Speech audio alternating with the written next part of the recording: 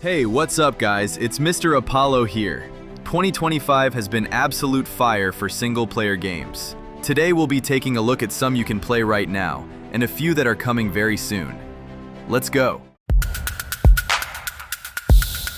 End of Abyss is set to release in late 2026, and it's already looking like a standout indie action RPG. It's a 2.5D side-scroller with fast, stylish combat, brutal enemies, and a dark, gritty world that pulls you in. You play as a lone warrior stuck in a cycle of death and rebirth, carving your way through nightmare-fueled monsters. With slick animations and roguelike elements, this one's definitely worth keeping on your radar. Tides of Annihilation is a single-player action RPG set in a dark, plague-ridden version of London. You play as Gwendolyn, a warrior bound to spectral knights who can be summoned mid-combat. It blends fast-paced melee with tactical decision-making, where timing and positioning matter just as much as raw skill.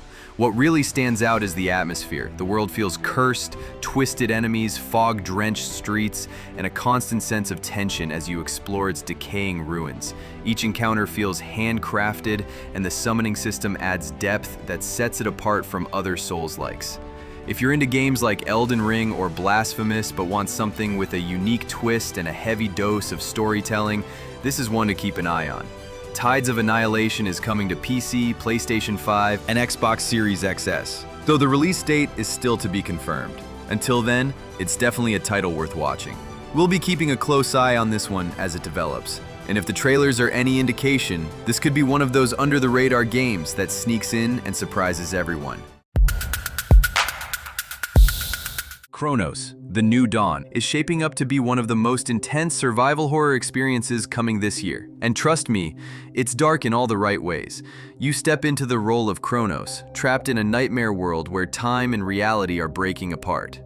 It's a mix of survival, strategy, and psychological horror, where every decision, every step, and every flicker of your torch could mean the difference between life and death. What really sets it apart is the atmosphere. This isn't just another dark corridor simulator. The environments feel alive and deeply unsettling. One moment, you're piecing together clues in a decaying chapel, and the next, you're face to face with an echo of yourself from a fractured timeline. Combat is tight and deliberate. No button mashing here. You'll need to time your strikes, conserve resources, and learn your enemies. Every fight feels personal. The torchlight system is clever too. It's not just for show, it's your lifeline. And let's talk sound. Cronos absolutely nails it. You'll hear distant whispers, crumbling walls, and footsteps that might not be yours. The silence is often more terrifying than the screams. The Expanse Osiris Reborn is shaping up to be a standout action RPG, and it's already building buzz with its deep sci-fi world and strategic combat. Set after the events of the Telltale series, you play as a pink water security mercenary stranded on Eros Station, caught in a solar system-wide conspiracy that pulls you into a high-stakes mystery.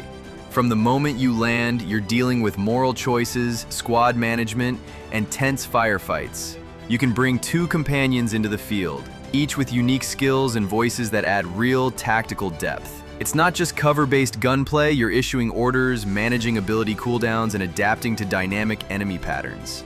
Every shot counts. Exploration is a highlight. Hop between iconic locations like Ceres, Ganymede, Mars, and Luna, and uncover secrets in zero gravity and claustrophobic corridors. The level design blends open environments with tight interiors, keeping the pace varied and immersive. The writing is strong too. Loyal Expanse fans will love the familiar tone, well-developed characters, and the ethical dilemmas that force real decisions. No easy answers here. Visually, it nails gritty realism with polished graphics and satisfying VFX, weapon discharges, armor clinking, the hiss of airlocks. It all feels anchored in the world. The Expanse, Osiris Reborn, isn't just a licensed game, it's a legitimate spiritual successor to the series, blending narrative, tactics, and action in a way that's rare for licensed titles. If you're into the Expanse books or TV and love tactical action RPGs, this is definitely one to watch. Onimusha, The Way of the Sword, drops in 2026. Man, where do I even start with this one? This trailer had me grinning like a kid at Christmas. Capcom is back, and they're digging deep into that classic Onimusha vibe, but with a serious modern upgrade. We're talking tight, third-person swordplay, intense samurai duels, and yeah, that classic demon-slaying action we've all been starving for. The atmosphere, straight up moody. The story looks like it picks up right after Onimusha 3, with a mix of returning legacy and fresh faces. Plus a new mystery unfolding in feudal Japan. And I gotta say, I'm already hooked. If you're into single-player games packed with lore, cinematic combat, and that gritty one versus many feel, this is definitely one to keep your eye on. Anyway, those are just my first impressions. But what do you think? Hit the comments, let me know, and yeah, Capcom might have just done it again. Crimson Desert, dropping winter 2025, and it's looking like a beast of a game. Built by Pearl Abyss? Yeah, the folks behind Black Desert, but this time they're diving headfirst into a full-blown, single-player, story-driven adventure. And you can tell, this world is massive, detailed, and packed with life. The combat? Heavy, raw, and cinematic. You've got brutal swordplay, dynamic takedowns, and wild boss fights. One minute you're clashing with bandits, next thing you're riding across icy mountains or wrestling some giant beast. It blends action RPG mechanics with open-world freedom, and there's even survival elements, side quests, and mounts. Yeah, you can tame wolves and ride them into battle. No joke. If you're into gritty, open-world epics with weighty combat and deep storytelling, Crimson Desert might just be your next obsession. Blood Message, NetEase's first AAA single-player epic, set for PC and consoles, with the release date still to be confirmed. Set during the late Tang Dynasty, you step into the role of a nameless messenger and his young son, making a brutal 1,000-mile journey from Dunhuang to Chang'an during a time of rebellion and collapse. This one's all about cinematic, story-driven, third-person action. The combat looks raw and grounded, survival-focused, with heavy melee, stealth, and resource management. It's not about mowing through enemies. It's about making every move count. What really makes it stand out is the emotional story. It's a father-son journey wrapped in themes of sacrifice, duty, and survival, all while capturing the beauty and danger of ancient China in incredible detail, thanks to Unreal Engine 5. If you're into deep, atmospheric, single-player adventures with emotional weight, tight combat, and stunning world building, Blood Message is definitely one to watch. And it's not just the visuals doing the heavy lifting. The environments tell their own story. Every ruined village, empty shrine, and blood-stained battlefield adds weight to the journey. There's a real sense of history and tragedy built into the world design. You're not just passing through places, you're surviving them. And with no clear path, no guarantees, and danger at every turn, every choice you make feels like it matters. Ghost of Yotei drops October 2nd, 2025. And it's bringing that same emotional weight and razor-sharp combat we loved in Ghost of Tsushima. But this time, it cuts even deeper. Set 300 years later, you play as Atsu, a lone ronin left for dead by a brutal warrior clan known as the Yotei 6.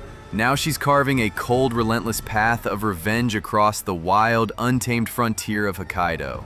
The world, absolutely stunning. Windswept plains, icy peaks, ancient forests, all shifting with dynamic weather and changing seasons.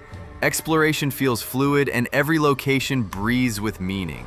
Combat blends graceful swordplay with stealth, dual weapons, traps, and even primitive firearms. You pick your targets, choose your path. No hand-holding, just you, your instincts, and the legend you leave behind.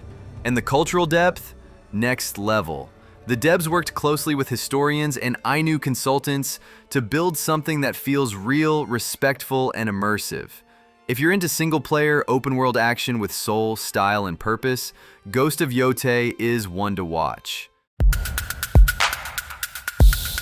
The Witcher 4. It's finally real, and things are starting to take shape. Now, CD Projekt Red isn't calling it The Witcher 4 officially just yet. They're using the codename Polaris. But let's be honest, we all know what it is. a brand new saga in the Witcher universe. And this time, it looks like Ciri is stepping into the spotlight. Set well after the events of The Witcher 3, this next chapter isn't just a continuation, it's a fresh start. New characters, new conflicts, new parts of the continent, and a whole lot of room to expand. Geralt's story may be over, but the world, still full of monsters, politics, sorcery, and plenty of gray moral choices. Now here's what's really exciting. The game's being developed in Unreal Engine 5. That's a big shift. CD Projekt Red is stepping away from their in-house Red engine and teaming up with Epic to build something truly next-gen. We're talking massive open-world scale, realistic lighting, dense forests, dynamic weather, all that immersive detail we crave in a Witcher game, but with way more polish. They've said they're approaching this with a console-first mindset, meaning they're building the experience with PlayStation 5 and Xbox Series X as a core focus.